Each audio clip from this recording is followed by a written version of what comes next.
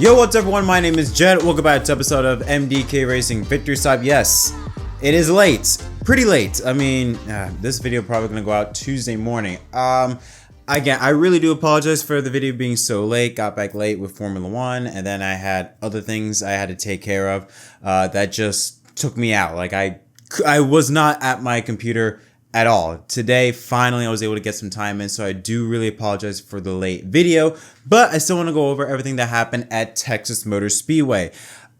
This race told me a couple things. Number one, God, I hate winning and you're in. And number two, Texas, never thought I'd say this, but Texas is back. But Texas is back in a way I don't think anybody expected. This race started out kind of at what we were expecting. Joey Logano mentioned that how this race was going to be very tough to pass, and that's what it was like for the first half so of the race. Stage 1, Stage 2 was very tough to pass. You couldn't really do anything. You were kind of just in your place, kind of like slot car racing. However, then the last 50 some odd laps was just caution after caution after caution after caution after caution, bing bang boom bop bam. It was just constant chaos. I don't know what happened. I don't know what switch that took place either on the driver's brains or on the track that decided, you know what, instead of having everybody finish the race, let's just try and make sure nobody finishes this race. I mean, we had 12 DNFs and nearly half of the field be involved in some form of accident. To give you an idea on how wild this race is, Shane Van Gisbergen got finished inside the top 25. That's how you know this race was wild. And of course, with all this chaos, of course, it ends with Joey Logano winning at Texas for the second time in his Cup Series career. His first win came back at this racetrack 11 years ago and earns his 37th career Cup Series win. And most importantly, gets a win, meaning he's in the playoffs. So the defending champion that was having the worst season out of any defending champion, none of that matters. He's in the playoffs. Here's a look at the race results following Texas. They've all been official since I'm doing this about more than a day after it happened. Ross Chastain in second, Ryan Blaney in third, Kyle Larson fourth, and Eric Jones in fifth, Stenhouse sixth, Austin Dillon, John Hunter Nemechek. Legacy Motor Club had both cars finish inside the top 10. Christopher Bell in ninth, and Daniel Suarez in 10th place.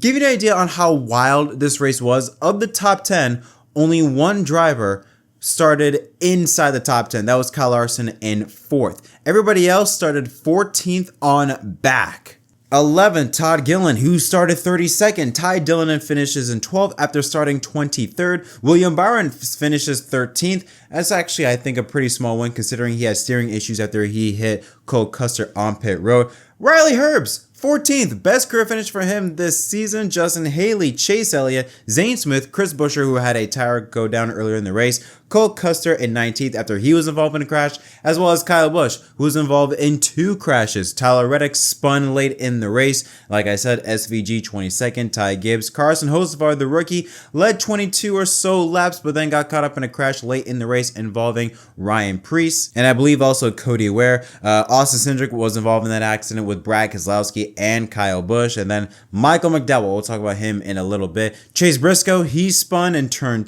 2, or should say turn 4, we're going to talk about that. Brad Keselowski, Ryan Preece, Cody Ware, and then Jesse Love, he crashed. Josh Berry crashed, leading 41 laps and crashed all by himself again in turn 4. And then Bubba Wallace, Noah Gragson, Alex Bowman, AJ Allmendinger, Chad Fincham, and Denny Hamlin. Now, Denny Hamlin, he was out very early in the race, was the first DNF of the race after his car caught on fire. In the next-gen era, it's pretty rare to see blown engines. It is very rare to see cars catch on fire due to a blown engine. Now, there are some other drivers, like I mentioned, Bubba Wallace, Noah Gragson, AJ Allmendinger. They were caught up in a big crash on the back straightaway that took those drivers out of contention. Like I said, this race started out very calm and then got very chaotic very quick. Let's talk about Michael McDowell for a second, because McDowell had a really good car and threw it away. So he was able, I really believe, with around 50 or so laps to go, took 2 tires on pit road after another caution and was able to come out side by side with Kyle Larson. Now, him and Larson always had constant restarts. Larson's always getting the better edge, and then one restart, looked like McDowell did jump, was able to take the lead, and he actually held his own. He held his ground right up until the very end. He had a real good battle with him and Ryan Blaney. He was able to hold off Ryan, But in the midst of all that was Joey Logano, because everybody was crashing. Everybody was just doing whatever they could to take themselves out of contention for this race. Joey was just minding his time, was just keeping his car out of trouble, not doing really anything, and was there when he needed to capitalize. Was able to get on the back bumper of Michael McDowell. Logano had the faster car, he had the fresher tires, and McDowell throws a horrible block on Logano, nearly takes himself out, and then about 1 or 2 laps later, wrecks all by himself after he got caught up in Ryan Blaney's wake and turned to day over.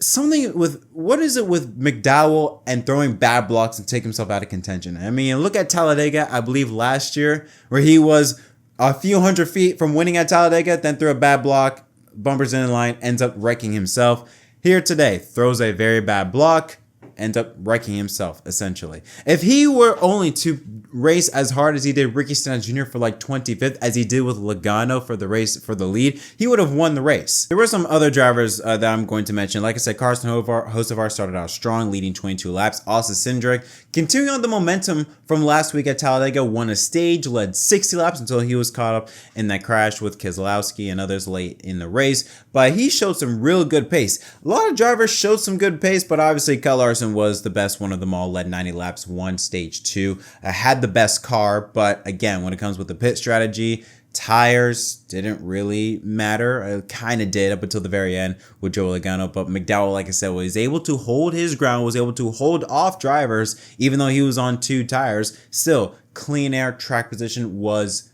just godlike, was super, super important. Another thing was important was turn 4. Turn 4 is one of the sketchiest parts in all of NASCAR, because the amount of drivers that would just drive in the corner and spin the car around. Chase Briscoe, Kyle Busch, Josh Berry, so many drivers. Just there was a bump in that corner that for some reason either Texas chooses not to, or if they can't grind that part of the track out and have drivers not spinning out. Because it wasn't just Cup, also Xfinity and truck drivers, they will also have issues with this. I know a lot of people like to complain about the Cup cars and the next gen cars, but this is a track issue. However, honestly, I'm going to play devil's advocate here for a second. I'm going to play devil's advocate.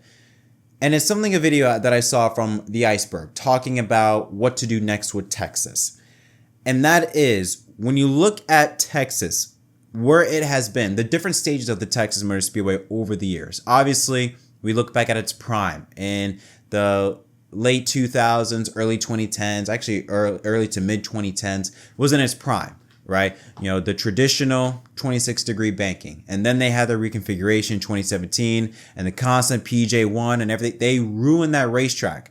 And now it's starting to, what the Iceberg mentioned, have an identity. And as good or bad, it has an identity. And I think it's reflecting that on the attendance. The attendance was the best in 15 years. I don't know how accurate that statement is because, I mean, 15 years, that would be 2010.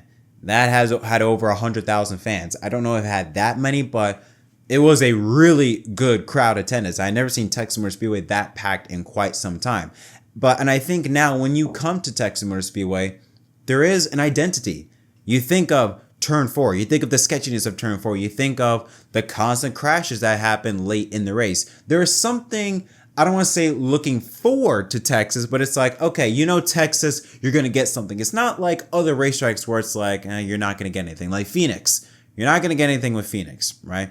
There are some tracks that there is a feeling, there is a mindset, there is something that you think of immediately when you think of that racetrack. When you think of Kansas, you think of amazing racing, great finishes, right? Think of Atlanta, you think of that hybrid super speedway, mixture of today's racing and that Daytona, Talladega of old. There are certain tracks that you have a certain feeling towards. And Texas, good or bad, it is starting to have an identity. So I don't think that we're going to see any changes from Texas, nor I don't think we should.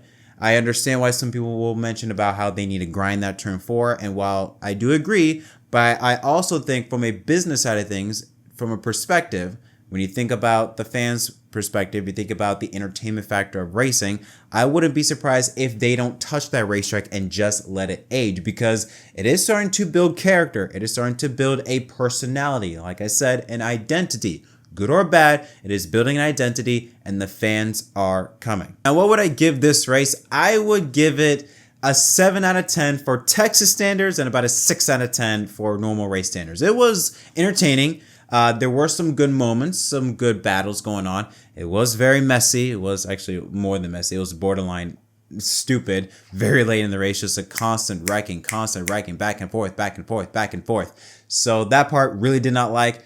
Track position, clean air still super dominant, and we saw that early on in the race. But there is that sort of little factor with Texas that's like, okay, there is something here. There's something here.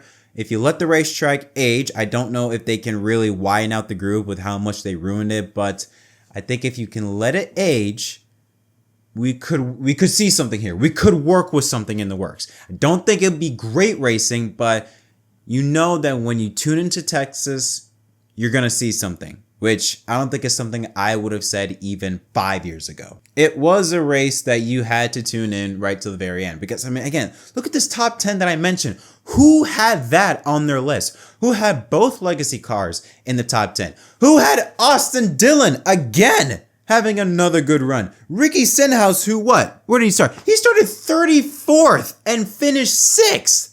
How? I mean, Todd Gillen qualified 32nd, finished 11th. How? Ross Chastain qualified 31st and finished 2nd. Again, how? This was a messy race. Was it entertaining? Yes. Was it good? Not really, but it was messy, and I do think that there is something with Texas. There is something there that can be built around. And I think it reflects it when you see the fans that are showing up. So yeah, again, for Texas standards, this was a 7 out of 10. For race standards, this was a 6. There were some good moments, but it was very messy. And that part was not a fan of. But what are your thoughts on this race? Let me know in the comment section down below. Don't worry, everything will be back to normal-ish, because I do have something planning coming up next week that I'm going to announce. But this week at Kansas, everything will be normal. We'll have a NASCAR race day and victory stop immediately following the race. But next week, I will have a huge announcement, and it will affect videos for the short term. So I do want to just let y'all know about the update. But yeah, that's it for this episode. Thank y'all so much for watching. Don't forget to leave a like and subscribe for more content. Until next time, my name is Jed from MDK. Thanks for watching.